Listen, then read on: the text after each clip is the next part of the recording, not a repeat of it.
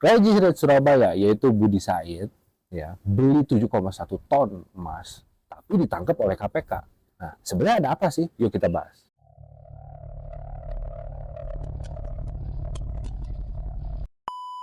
Nah, sebenarnya gue juga nggak ngerti, katanya beliau itu, Budi Said, itu beli 7,1 ton emas, itu cash ya. Cash itu dalam artian ada transaksi sekitar 73 transaksi pengiriman uang, transfer langsung, itu kepada rekening Antam, PT Antam. Nah, jadi kalau misalnya kalian kaget, gue juga kaget, kok kenapa ya bisa ditangkap sama KPK gitu loh.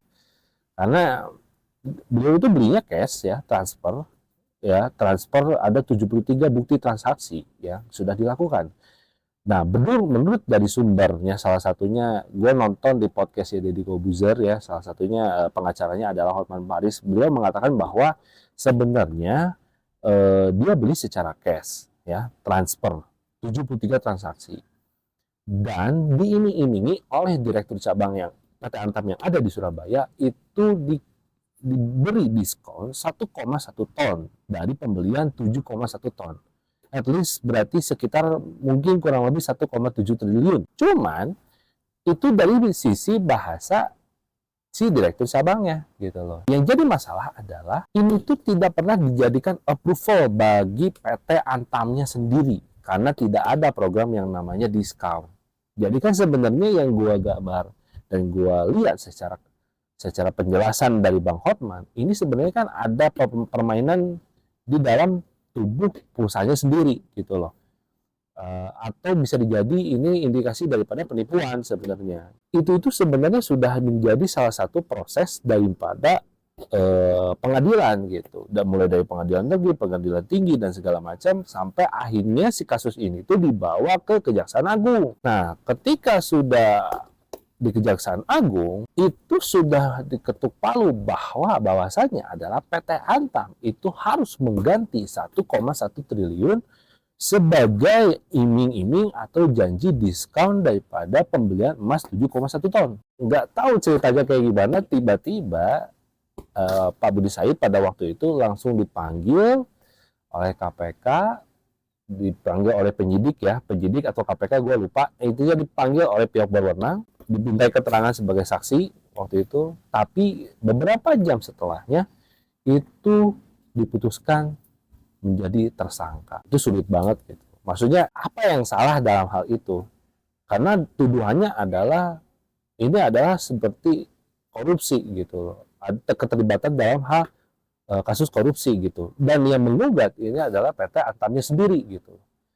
Jadi gue bisa menilai bahwa PT Antam ini mempunyai sebuah permainan sendiri gitu. Dalam artian dia sebenarnya tidak mau mengganti uang dari 1,1 triliun ini. Kenapa? Itu uang yang jumlah yang cukup besar. Itu yang harus kita bisa highlight ya, bahwa ini adalah sebuah ketidakadilan di peradilan hukum di Indonesia gitu. Karena menurut gua bagaimana bisa yang tadinya korban itu statusnya dinaikkan jadi tersangka gitu. Kalau memang ada tuduhan korupsi ya, sebenarnya kan uangnya juga nggak nyampe. Si 1,1 triliun ini kan juga nggak diterima sama Budi Said. Kok bisa dijadikan tersangka? Dijadikan sebuah punishment bagi Pak Budi Said, dijadikan seorang tersangka. Ini ketimpangan atau kelemahan dalam sistem hukum kita gitu. Bahwasanya ya semakin takut lah. Artian orang yang punya duit aja diginiin, apalagi orang yang nggak punya duit. Apalagi kayak kita gini gitu. Gua nggak habis pikir aja gitu. Kita harus lari ke siapa lagi? Kita harus mengadu kepada siapa lagi? Gitulah. Bahwasanya bahwa peradilan hukum di Indonesia ini tidak semestinya dan tidak ada keberpihakan, dan juga yang menjadi salah satu alat untuk kepentingan sebelaka aja. Dan ingat, yang dilawan ini adalah BUMN, berarti ada negara yang bermain. Ya walaupun memang pemerintahnya nggak main gitu loh, misalnya gitu. Tapi kan ini adalah sebagian daripada proksi atau project lain daripada si BUMN-nya tersebut. Jadi gue bingung nih. Di sisi lain, gue melihat dari kasus ini Pak Budi Said sebenarnya nggak salah gitu loh. Sebenarnya ya gue lihat gitu, secara kacamata orang awam gitu. Tapi gue lihat kok ini peradilan hukum kita seperti ini gitu loh. Kita mesti kemana sih? Kita mesti lari ke siapa sih? Apa yang salah gitu loh.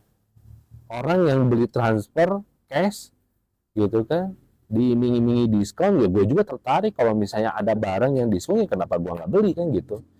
Jadi itu yang pengen gue ingin coba sadarkan buat kalian semua gitu, bahwasanya kita juga harus melek dan ngerti tentang hukum tersebut gitu loh. Kita nggak bisa, kita harus kritis gitu loh.